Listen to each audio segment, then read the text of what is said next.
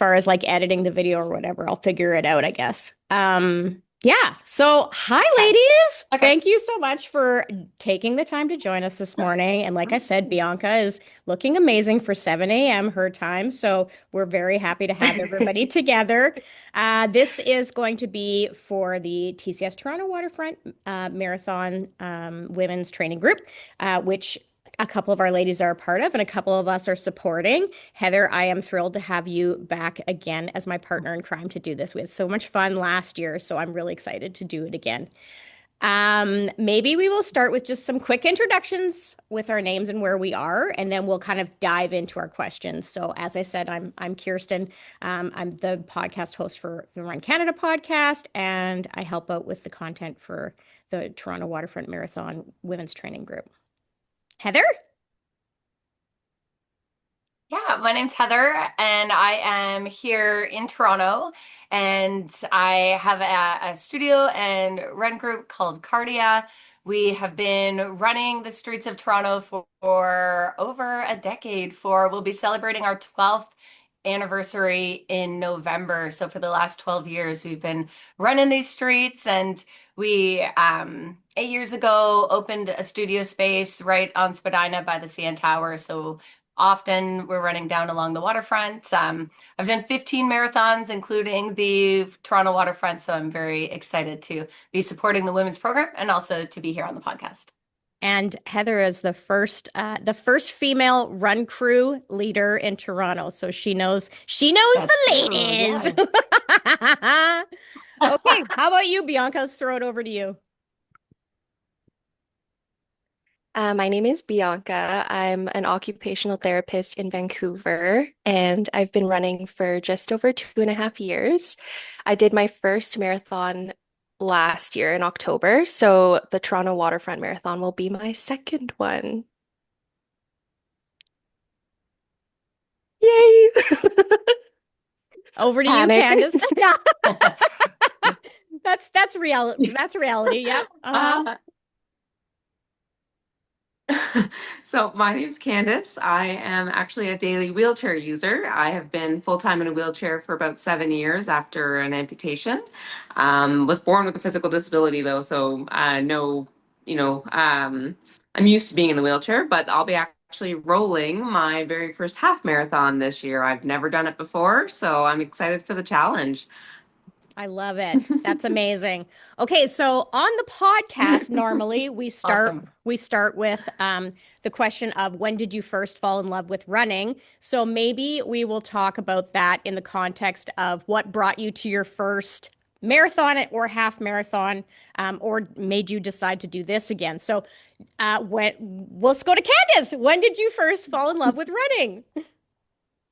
Well, to be honest, it was probably before my amputation. So I used to roll, 5Ks around my neighborhood. I've done the virtual run pace series where you can order the medals online and all that. I really love that aspect of it. So I've been doing those for quite some time. And then after my amputation, about I think it was literally a month to the day after my amputation, I decided I was going to do the Color Me Rad run in Toronto. So 5K race where they throw all the color packets at you. Did it with a partner and a friend of mine at the time, and just had a blast and was like, okay, like, you know what? I love being outside. I love the aspect of getting the exercise. I was a wheelchair tennis athlete as well. I played wheelchair tennis competitively for 6 years. So this just sort of added to that challenge for me. So, since then, I haven't, like I said, this is my first experience with a half marathon, like this distance at all. I've never done before. So for me, it was just about challenging myself once again to see what I was capable of. And I think that that's going to be like the most fun of it for me for sure. That's awesome. Well, and Candace, you are a very active person by trade as well. I try to be. Yeah. I mean, I work at a gym, so I feel like if you're not active when you work at the gym, they judge you. So, I got to get my workouts in. So it's yeah, definitely helps for sure. Well, Heather, what about you? I've heard before when you first fell in love with running, but I'd like to hear it again. For sure. So I, in a past career, was an elementary school teacher, and so with my colleagues in Hamilton, there's a race called the Around the Bay, and part of that race they also do a 5K, which at the time was a bay and back. So you'd run down to the bay and then back to the finish line. And so we decided as a staff that we were going to do this race. And I feel like a lot of first timers, we did what I feel most people do is you say, okay, well, I'm going to do a 5K. So in order to train for a 5K, I'm just going to run 5Ks because that's kind of what people do. And so I didn't know any better. And so that's all we did. And we would meet up after school and we would go and we would just run the race route and we would just run 5K. And, people would get hurt and lose interest. And it was really challenging because if you haven't done any running and just jumping into 5K in a not particularly safe and progressive way is not the best way to do it. But that kind of was a taste of then what evolved into my half marathon and marathon running. A travel has a lot to do with it too. So being able to do destination races. So, that might be similar to Bianca, who's coming here from Vancouver. So that idea of, exploring and going to other places to be able to run. My husband will say, we can travel without doing a marathon. Um, sure, but is it going to be as fun? I don't know. So yeah, so definitely, the community aspect has always been something that's important to me. Started off with my colleagues at school and then joining a run group in Hamilton that evolved then to the running that I do here in the city in Toronto. I love it. Yeah, my race partner, running partner, and his wife, we call his wife and my husband the 0.0 Club because Mhm. they are very interested in traveling to races and having a good time traveling to races. Oh yeah. But there will be no running for them. Okay, let's talk about TCS Toronto Waterfront Marathon. I'd like to know, we'll start with Bianca, what made you ladies decide that this was going to be your next big goal race? Well, I joined the community team for the Canada Run series. So that was my first exposure to it, but Heather hit it right on the head. I just wanted to get out of Vancouver. So I was like, Toronto is the next closest place. Well, and it's also a huge race with a gigantic start line. So it's an experience that, I mean, even coming from Vancouver, it's going to be bigger than maybe what you've experienced before. So that's pretty cool. What about you, Totally. Candice? What made you pick this one? Honestly, when got this crazy idea in my head, which is something that if you know me, that just happens. Like, I'm gonna do this now. Like I've done so many things in that way. And I literally went on Google and because I'm in a wheelchair, Googled accessible marathons, like I wanted to make sure that this was going to be a road race that I was able to do. And the Toronto Waterfront Marathon was the very first link that came up. I clicked on it and I was like, yeah, they have a whole page on accessibility. Like this is right up my alley. This seems like this is going to be the best place for me to take on this challenge and a really supportive community. Just in that way, I figured if there was any questions, I'd always have someone there to kind of help me out and give me some answers there if it wasn't already on the webpage. So for me, it was literally just accessibility of like, can I even do this? Right. Yeah, I would say that's probably how I officially got started. I just Google. I love it. You know what? Honestly, Charlotte is going to be thrilled to hear this. The race director, Charlotte Brooks, she's going to be thrilled to Yeah. hear this. I Perfect. was thinking the same thing to be able to be at the top of that Google ranking. Yeah. Yeah, Yeah, I love it. 100%. It makes Yeah, a difference, right? it's So, definitely something that's important to them for sure. And also mhm. as a side note, Candice is going to be joining us again on the stage at the expo as well on our accessibility panel. So make sure you guys check that out as well. Okay, so then Toronto Women's Training Group. What made you guys decide to sign up for the training group? Who wants to start? Well, maybe I can start with a little bit of Yeah. history.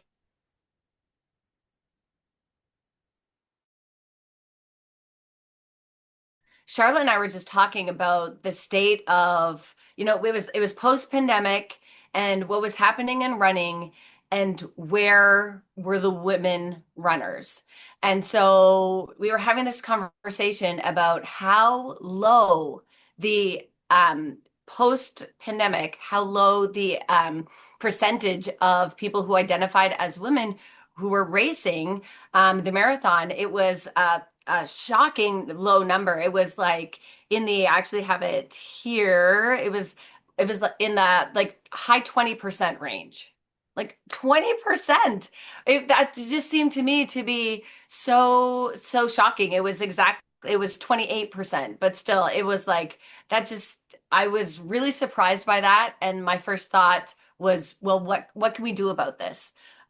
So with Canada Running Series, powered by A6, we created this panel and invited women to come have a conversation on the panel, as well as just start to collect information and figure out where the barriers are for people who identify as women. A lot of them turned out to be, like commitments outside of the workplace. So or outside of running. So whether it was the workplace, whether it was family, friends commitment, community commitment, that sort of thing. Safety was a big one. So where women are able to run safely, the safe spaces for them, and then just being alone, not having the community or the people around them who are also runners to be. So after that, got this idea to start the program. Year we saw an increase up to about 30%, which of course was great. So we had, a similar format as this year as what's being experienced. And this year, because we sold out, so I was able to get information from Charlotte. And this year there's been an increase again up to 32%, which was a number that was kind of on trend to where things were before the pandemic. That support from this program helping. So when we looked at what are things that we could do as a community online, or as a group, it was that online community. So we could give people the support network. We could provide people with the training plans, and Coach Becky did 2 training plans this year, which was something that was different. So people could kind of find where they were, and then provide them with expert panels throughout. Every week there's a new video. So we're hearing from experts around gear, safety, nutrition, all sorts of different topics that people who are new to running might not be able to get that information from, and to get it from a reliable source, not just someone on TikTok. So yeah, so it's this is kind of where the program started, and to hear about what intrigued folks, to go back to your question, is I'm excited to hear that too. Mm-hmm. Who wants to start, ladies? Bianca, you go ahead. Okay. I never actually followed a training plan. Like, especially for my first marathon, I was kind of just improvising. I would go on Swinging it. ChatGPT and be like, what should I do? So I think for this time around, especially it being my second marathon, I'm obviously approaching it from a different perspective. And so Ryan thankfully suggested, like, hey, you should really check out the women's training program. And I'm glad I did, because now I just have structure, I have guidance, I have the panel discussions to watch. It's been a really helpful change, I think, to actually follow a plan this time.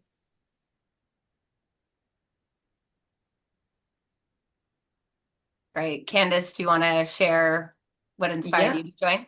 Yeah, absolutely. So, I mean, very similar to Bianca, I had zero experience when it came to this subject. To be quite honest with you, I came from the athletic background of playing wheelchair tennis, so I had a semblance and an idea of like, okay, I have to obviously be fit. I have to obviously make sure I'm focusing on my nutrition. I knew all of that, but in terms of like actually creating a plan for myself, I was very grateful that I was working with a personal trainer at the time at my job, and he was like, well, we got to make sure that like you got to do your intervals on the hand cycle at the gym. You got to, your training plan has to be structured so that, you're working on your strength and your endurance, but where you're not gaining too much muscle, so you're not weighing too much, because we don't want you to weigh too much to roll the race. So I was very thankful to have him, because he kind of then jolted me into this perspective of like, oh, wait, yeah, I didn't even consider that, like my weight in the wheelchair. I'm already dragging the, whatever it is, 20-pound wheelchair along with me for this half marathon. I got to make sure that I'm for that time period, and that it's not going to weigh me down, right? So that really kind of jolted me into this mindset of like, I don't know what I'm doing, like thankfully I have this guidance. But he also has never run a marathon, right? So he doesn't know specifics about that. He's a very knowledgeable guy, and he does know quite a bit. But so when this email, I think it was an email that I first heard about the women's training group, I was like, yes, like this is exactly what I need. Like I know there's probably not going to be very many people in this group like me specifically, rolling it in a wheelchair, or so be it. But I knew that I was going to have at least some guidance, and I could, I knew enough about myself and my history that I would be able to kind of structure the plan and change it the way that I needed to. So it's just been helpful to have that guidance for sure. I love it. Hmm. So the next thing I want to talk about is challenges. So challenges that you run into while training. But Candice, I have a question for you that I've been thinking about, which is just someone who doesn't know a lot about wheelchair racing, which is how do you train inside? Yes, ma'am. Like, can you roll? Can you? So, Yeah. So you can get like indoor trainers, like similar to a bike or something like that. If you were gonna ride a bike, you could train indoors on the trainers. You can get those. I don't have one, but at the gym that I work at, we are very lucky enough to have a couple of hand cycles in there. So one of them, I can actually just put my wheelchair right onto the platform in front of it, and I use that as like my training. So I do that, and then I'm obviously doing the strength training aspect of things like that. I'm outside, not outside as often as I'd like to be. We touched a little bit on that before we started recording, that I've just been very busy with a lot of life things going on. So I haven't had the opportunity to be outside and training, which is really where I want to be. But I'm very fortunate to have that hand cycle available to me, to have the gym available to me, because that's really where I'm getting the bulk of my training when I do have time for it. One of the things that we did talk about a wee bit as I was trying to get our recording going was about the smoke right now. So environmental is for sure a factor that I think that a lot of people are going to have been running into in this time for training. Heather, do you want to talk a little bit about air quality and running, maybe? For sure. This has definitely been something that the athletes that I work with at Kardia have been dealing with here in Toronto, as well as we've got an athlete who's training in Ottawa, and it's also been really poor there also. And so just being able to try and first off be aware of the air quality, so constantly looking, checking ahead, planning ahead, which I feel like is, we used to just, oh, it's easy for me to run after work, so I'm going to just go after work. But now you need to look, and it's like, okay, well, what's the temperature? What's the air quality? Does it make more sense to get up early, to try and run earlier if things are a little bit better? Sometimes the air quality might be better later at night. So just having that awareness and now planning for that.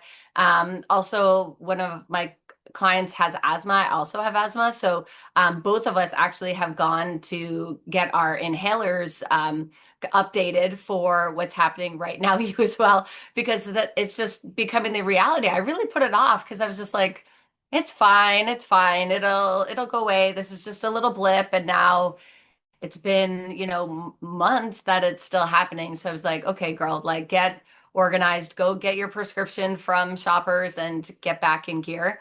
And then some of my clients have the opportunity to try.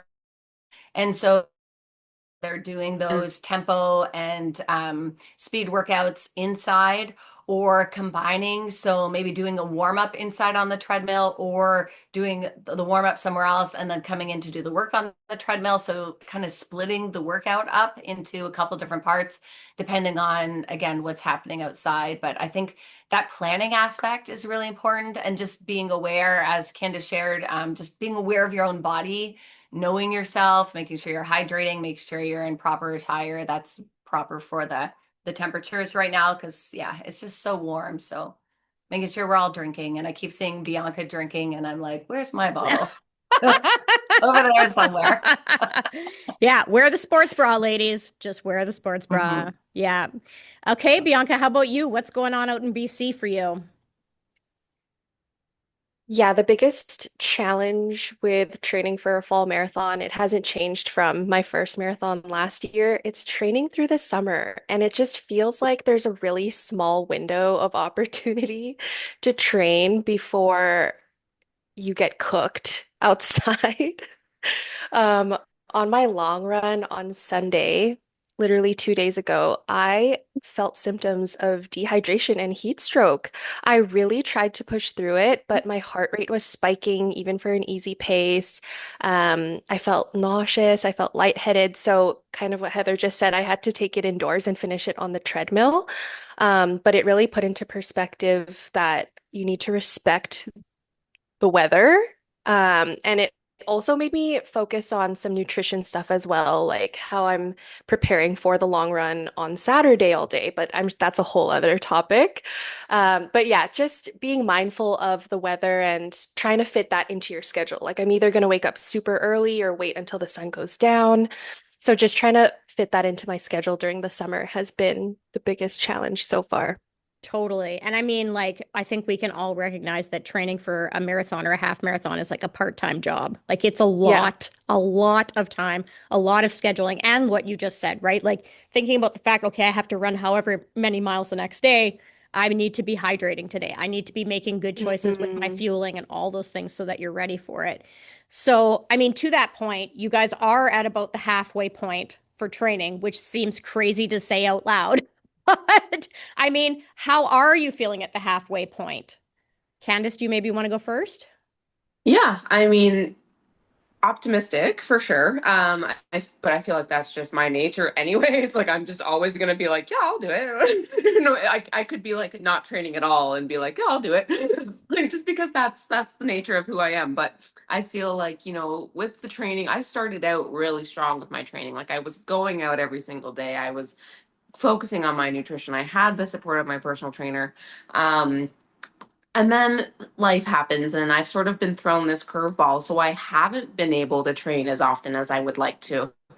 So for me, it's really just getting back into that. I'm like, okay, I'm at the like you pointed that out. I'm at the halfway point now. I got to get my butt in gear because there's no way I'm not finishing this race. So I better make sure that I'm in good enough form to do that, right? So for me, it's more about getting my mindset right again of being like, okay, you let yourself slack for a little bit.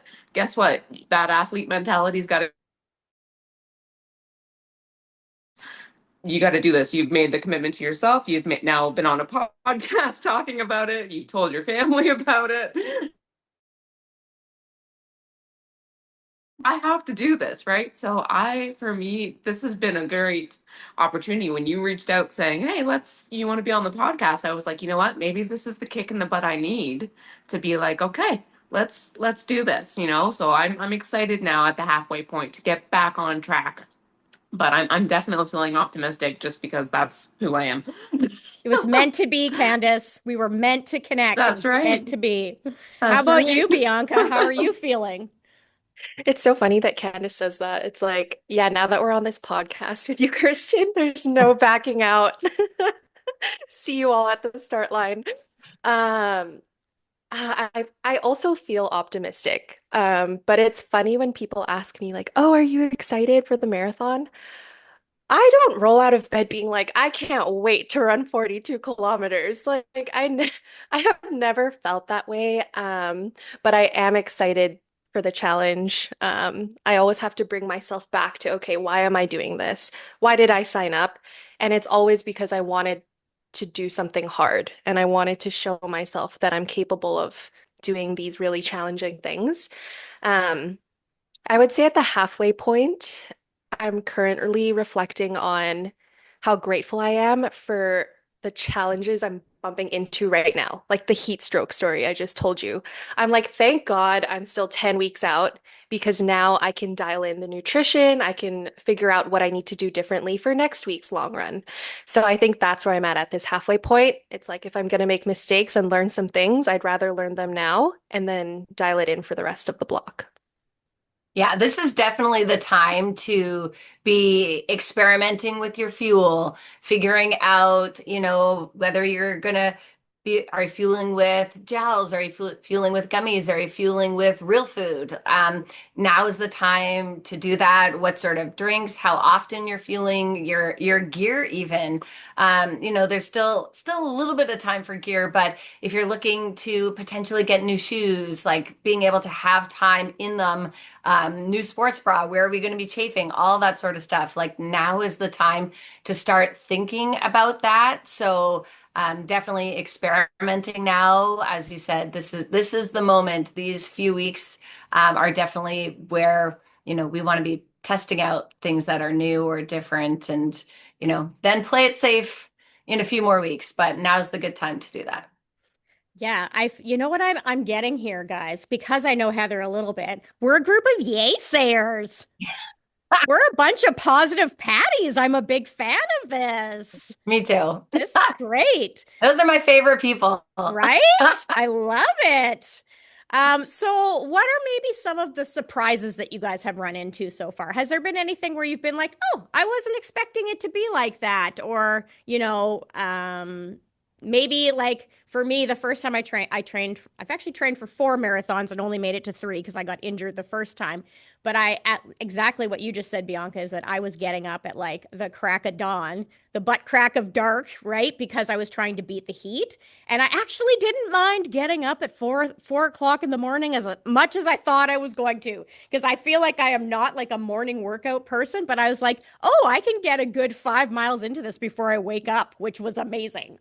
So any experiences like that so far, ladies? I like that. You were working out while your body was essentially still asleep, while your brain hadn't gone 100%. yet. Oh yeah, absolutely. Yeah. I don't know that there's been like like a super positive experience of like, oh my God, like I didn't realize this, but I love it. I think for me it was more so like, wow, I didn't realize the work that this takes. Like this is no joke. Like the people that run the marathons, the half marathons, even the 10K, like I was like, there's a lot to consider. And there's not just a lot to consider because I'm in a wheelchair. There's a lot to consider for an able-bodied person to run a marathon. So if anything, I think I'm more surprised at the like respect that I have now for this community of people that get up every day and work hard and don't make the excuses that I'm sitting here making, like, oh, I moved into a new place, so I can't train. Like, there's so much like where I'm learning of like, wow, like Candice, you make a lot of mistakes or a lot of exceptions for yourself considering all these people that are out here not making excuses, so I think for me that's the biggest thing is I'm like, wow, it's a reality check for myself of like, okay, if you're going to do this and you want to join this elite group of people, it's going to take more than just rolling around every day. You do that every day, I often get called inspiring every single day for being just surviving in a wheelchair. So for me it was a reality check of like, this is going to take work. Like you better work hard. So I think for me, that's the biggest thing. Yeah, it's definitely the time commitment when I'm talking to athletes who are looking to transition to something longer from a 5K or a 10K. It's realizing that, there is a point where you're going to need to have 3.5 to 4 hours on the weekend to be able to commit. And then it's not just the physical work, as Bianca shared, it's also the continual mental planning, strategizing. Well, if I have my long run on Sunday and I'm supposed to be going to that bachelorette party on Saturday, I'm going to have to leave by whatever time, or, that sort of thing, because it, is that commitment just beyond what maybe we've experienced with a 5K or a 10K. Mhm. Yep, the time for sure. What about you, Bianca, what about Bianca? for you? Yeah. Uh, Okay, I'm going to bring up a surprise that what Heather just said reminded me of. It's who you surround yourself with during this time really matters, Yeah. especially training in the summer when there's so much going on. I know that was like on your list of things to talk about, Kirsten, but like my girlfriends will be like, "Hey, like can we go to the lake on Sunday morning?" And I have to say, "I'm so sorry, guys. I have like a 30-kilometer run." But they understand. They're like, "Okay, that's great. Like you can meet up with us after." So it really, really matters who you surround yourself with. The people who really care about you and know how much your goals mean to you, they get it. They don't even question it. Um, and I've just been really appreciative of that, especially now that I'm higher stakes, second marathon. I've really been trying to ramp everything up. It's made such a huge difference being around people who support you. Yeah, Yes. that's And that so was, important. yeah, that was what I was going to say too, is supports. So like what, like getting through this time, exactly as you just said, like you need to have people that are supporting you. So Bianca, beyond your friends, are there other people that are helping you make this happen? Yes. Well, it takes a village, honestly. Yes. When I started running for 1 year, I just ran alone. Not like out of spite. I was just like, oh, like it's a solo sport. I can just do this on my own. At least I can listen to music and stuff.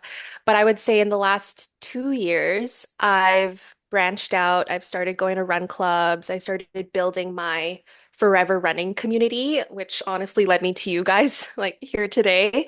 Um, and that has made such a world of difference because w it's so much easier to do 30 kilometers with a group as opposed to 30 kilometers by yourself. Or having a bunch of people that you can text, like, hey, I have a recovery run tomorrow, super sore, don't want to do it. If you do it with me, it'll be so much easier. So, it takes a whole village. Everyone has been helping me on this path. I could not be training for this marathon the way that I am alone. I love it. Ugh, that's such a great message. And so true. Community is everything. Right, Heather? Oh, yes, absolutely.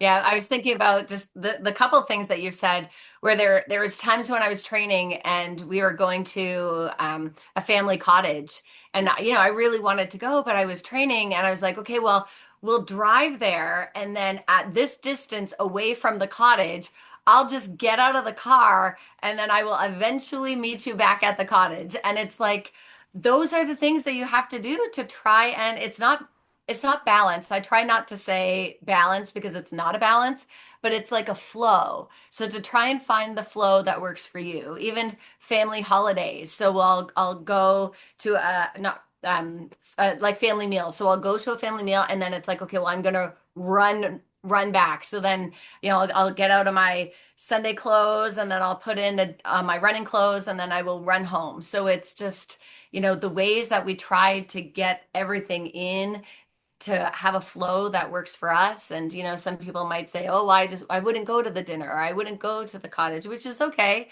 That's fine for you. I'm trying to find out ways that make it work for me. And then that whole community piece is so important, even if it's not somebody who could do the whole thing, but it's like, even with our group, we've got people at different distances. So we'll have our marathon group start a little earlier, and then we'll have our 10, 12K group. They'll come back and then we'll meet up. So the marathon group are kind of coming back, already have putting in, 10 plus kilometers. And then the 10K group is all energized and ready to go. And then that energy kind of takes everybody through the second half. So it's, yeah, just the people that you're with and the community. And sometimes it's just the online community. Like when I think about the Facebook group, every day there's new posts and people are asking questions and talking about different things that they've experienced. And so even folks who are out in more rural type areas or places not quite near other clubs or whether it's, to physically you cannot meet up to run for whatever reason, being able to meet online and connect online has been so important too. Oh my gosh. I want to take a pink sparkly highlighter and highlight what you just said, right? Like it's not about balance. Balance is the wrong word. That's like balance is the wrong word. It's finding the flow. Oh my gosh, Heather. That was Yeah. amazing. Good one. Yay. It's true though, and it's been part of, like what we've been doing at Kardia and when I was a school teacher and I would do, workshops on how people can integrate more physical activity into their daily life. And it's like it's not balance.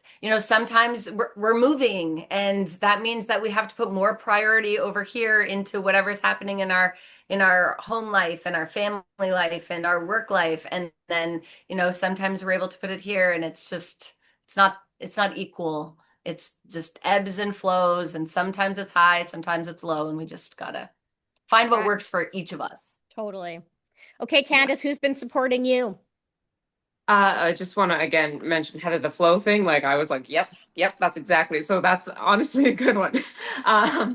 And because it's so true, right? Like we all have lives and things that are going on. It's just what you prioritize and how much priority you put onto something. But as far as me for support, I mean, everybody that I know knows I'm doing this. So like my work family is like, hey, you gonna get back into your workout soon? Like that your move's done now. What are you doing? If are you going to go to the lake today? Because I live right by the lake. I'm very fortunate again to be right by the lake. So I have one of my managers who's like, well, let me know when you're going to the lake. I'll go with you. Like we'll go together. My family all know about. They're all planning on coming to the day of the race and supporting me there. Like there's so many different aspects. My partner, she goes for her own daily like walks and things, half an hour at a time. But she's very supportive of like, okay, let's go. If we're gonna be together, we don't live together. So, but if we're gonna be together, okay, let's go for a 5K today. Like she's very good at supporting me in that way as well. I'm like, hey, did you go for your role today? Did you get out there? So it is so important. I haven't found like a run community other than obviously this women's group, because I am just so new to the sport. I feel like that's gonna come at some point. Bianca, you mentioned running your first race alone, essentially, and like, yeah, I feel like that's where I'm at right now. Is like I'm kind of figuring it out and what's going to work for me specifically. And then once I've figured that out, kind of bringing that community in and having that support system. So this is a great start for me to have this support system of just even you ladies knowing that I'm going to be there that day. Like I'll have some friendly faces in the crowd at the start line. So for sure, that's huge to have support. The positive patties will be there. You got to get t-shirts. Yeah, I love it. Okay, well, any questions? Do you guys have has anything come up for you so far that you haven't been sure how to deal with it or things that you're thinking about? Because you've got Heather, the expert here, to chat you through anything. The only thing that I have started to really be like, oh, I wonder, is like there's obviously water stations, I would imagine, throughout the race. So are they handing cups to people? Like, is that how it works? Okay, so for me, I got like like a hydration backpack because I wasn't sure how that's gonna work for someone like me. Like, is it somewhere where I stop? And I don't want to stop necessarily for a long period of time. Like, what's sort of the average? Like, do people just kind of grab and go, and that's essentially how it works? Yeah. Yeah, it is fairly open. So you will see people who, there's going to be lots of signage and there's going to be people sharing the information that water station ahead and then whatever the other type of fuel is going to be. Sorry, I just got an alert that battery is Oh. dying. Okay. There we go.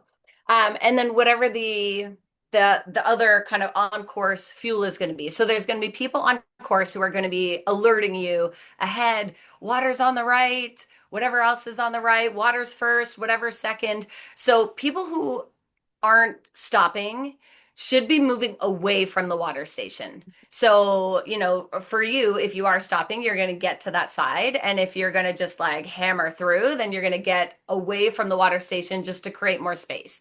As people go, people who have more experience typically are probably going to be able to grab the cup, pinch the cup, and just drink and then toss it into the bin.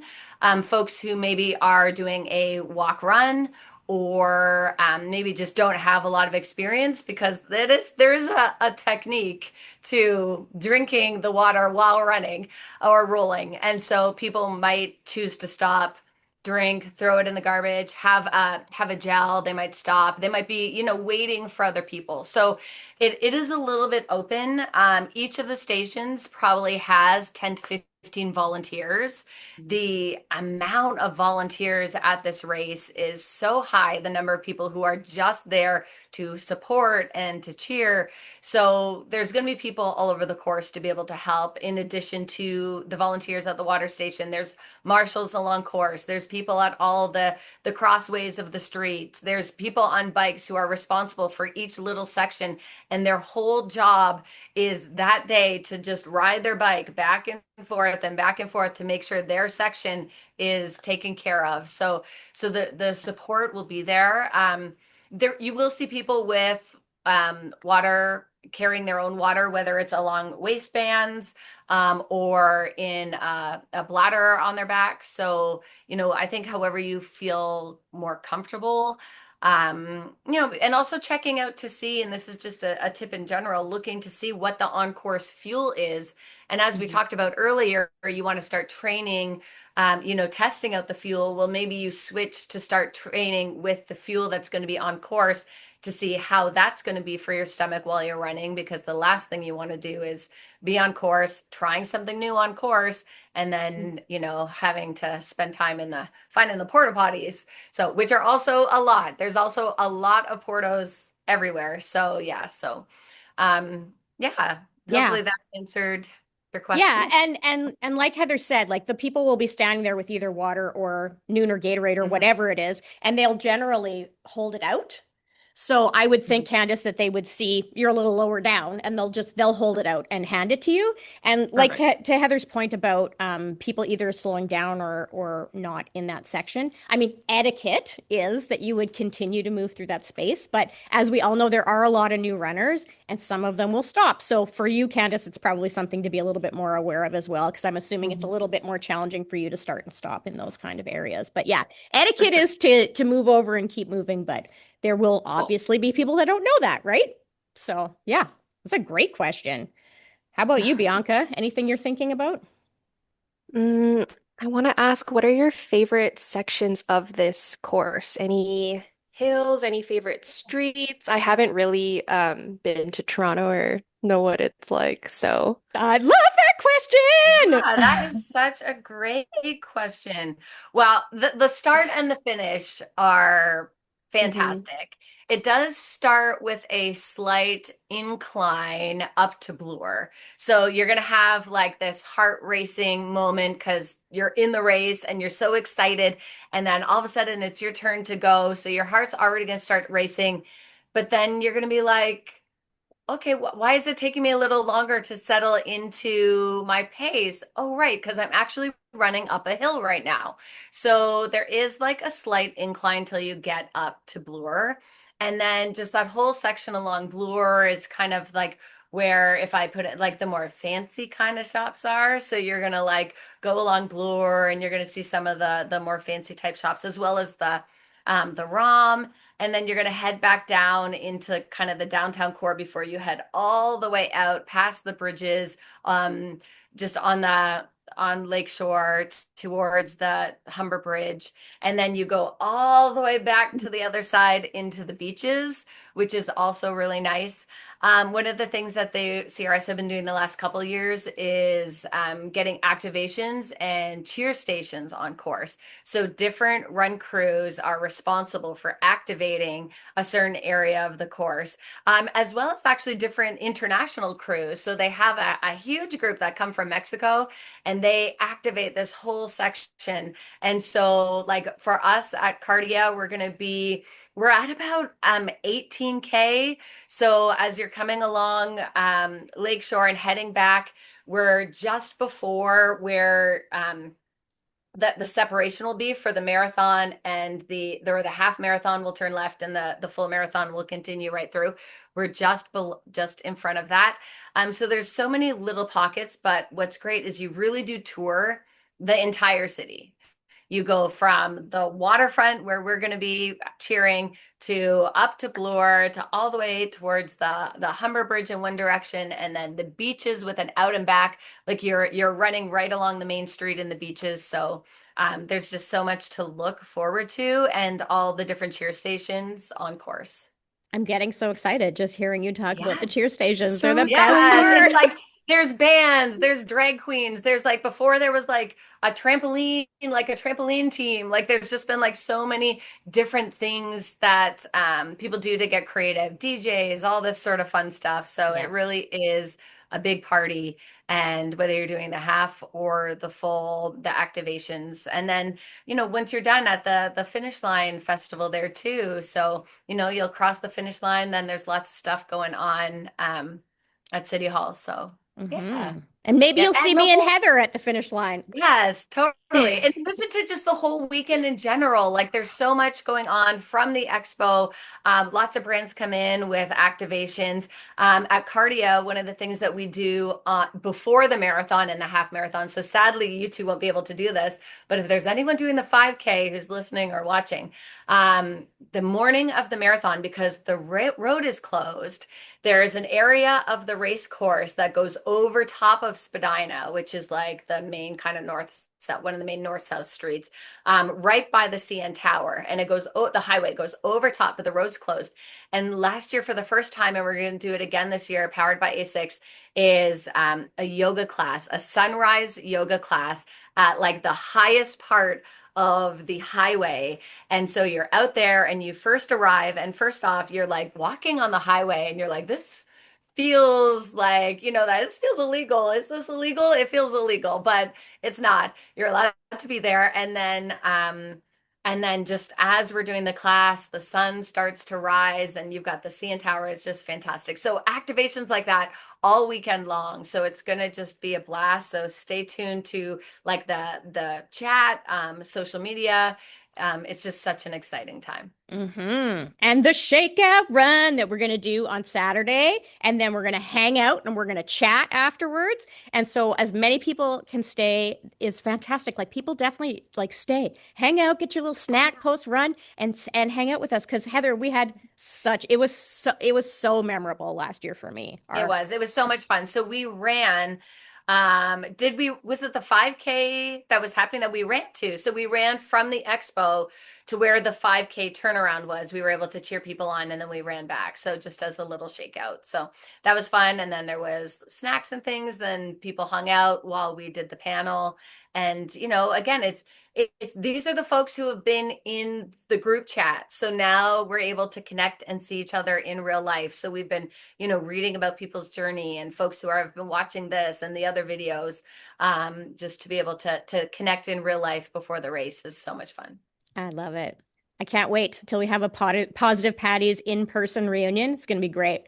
Okay, so before we wrap up, I'm curious if anybody has like a goal or a vision or something that they're looking forward to on race day. So we can come back and chat about this again before the 5K to see how you did with that. So anything that you are kind of focusing on or looking forward to or wanting to achieve for race day. Any thoughts on that?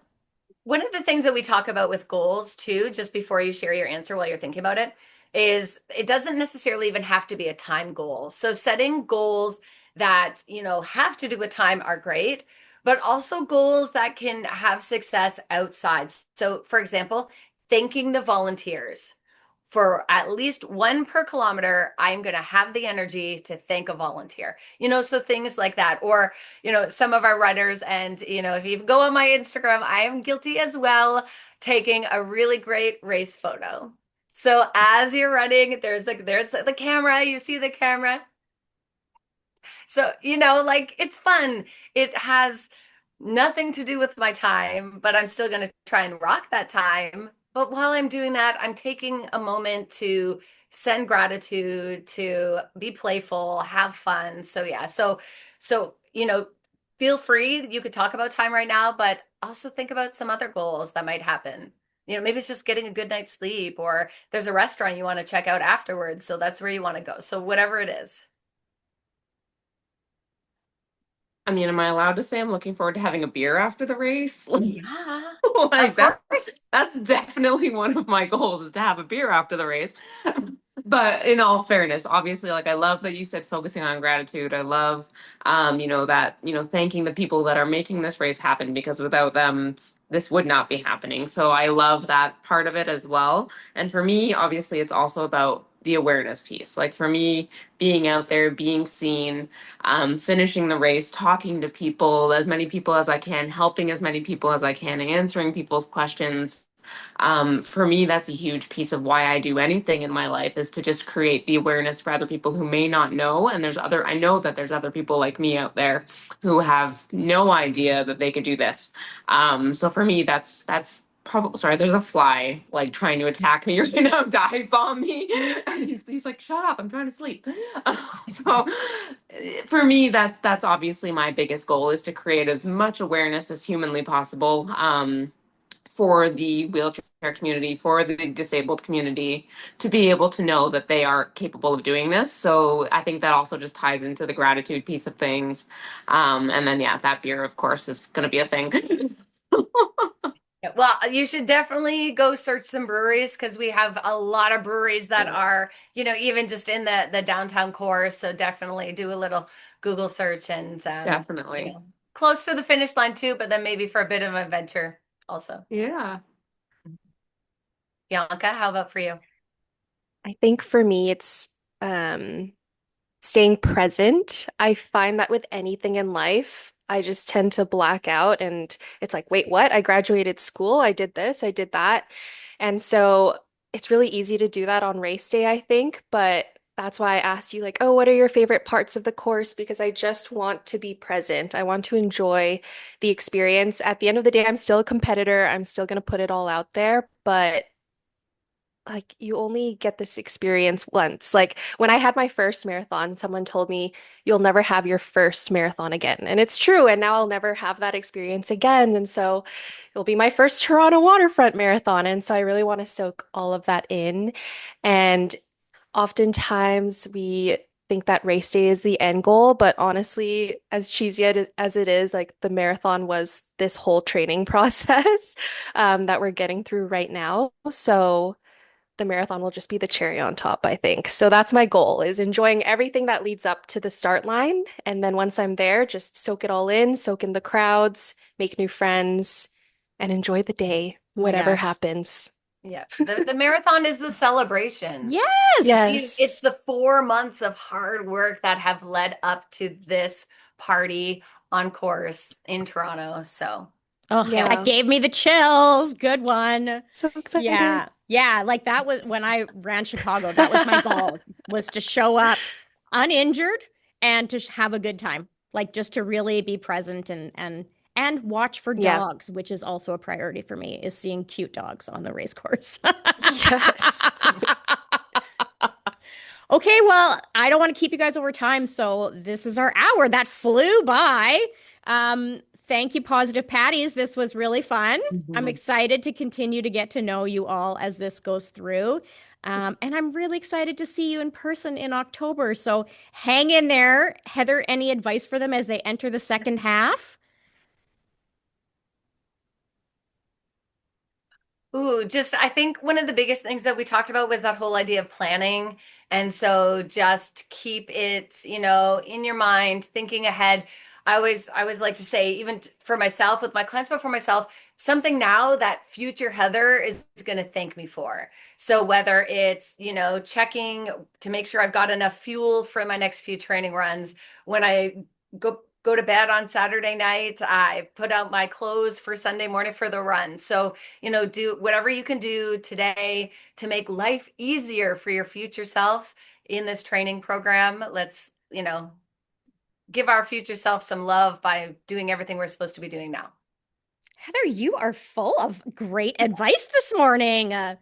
You're like the magical wizard of marathoning. I love it. That might be your Oh, new title. Okay, and then think about what color we should make our Positive Patty shirts. Ladies, have a think about that. We'll figure that out. So thank you for your time. And yeah, I can't wait to connect again. Thank you, thank you ladies. for having us. That was so fun. It was. Thank you Okay, so much. I'm going to turn the recording.